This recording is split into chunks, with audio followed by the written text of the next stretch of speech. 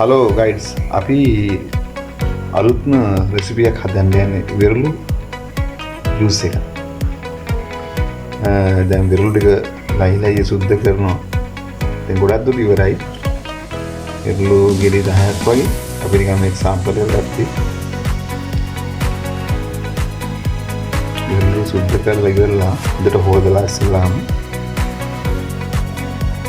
වෙරළු juice එකේ මුල් ආරන්න. Guides වතුර අවශ්‍ය ප්‍රමාණයට සීනි අවශ්‍ය ප්‍රමාණයට බෙන්ඩර් කරලා ඉවරලා අපි දැන් බෙන්ඩර් කරපු එක තියෙනවා බෙන්ඩර් කරලා මේක පෙරාගෙන අයිස් කැට දාන්නත් පුළුවන් නැත්නම් ෆ්‍රිජ් එකේ තියෙනවා ෆ්‍රිජ් එකට දැම්මත් දාලා පැය වගේ දීලා කූල් එක ගන්න. හැබැයි ගුණයි අපි බියේ බොන එක පොඩ්ඩක් බලන්න. අපි අද්දිරෙන් අදගෙන දැන් මේ හුඟක් දුරට ඉවරයි වැඩ.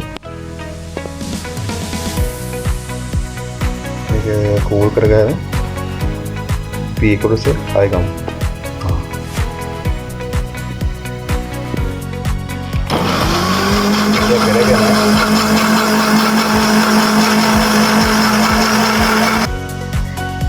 ඔන්න වෙරළු ජූස් එක හදලා ඉවරයි. හැබැයි මේක තායින් රස කරන්න පුළුවන් අයිස්ක්‍රීම් දෙකක් එහෙම දාලා. එහෙම රස කරන්න පුළුවන්. ඇත්තට මාර ක්වොලිටියක් තියෙනවා. හදලා බලන්න. ආසයි.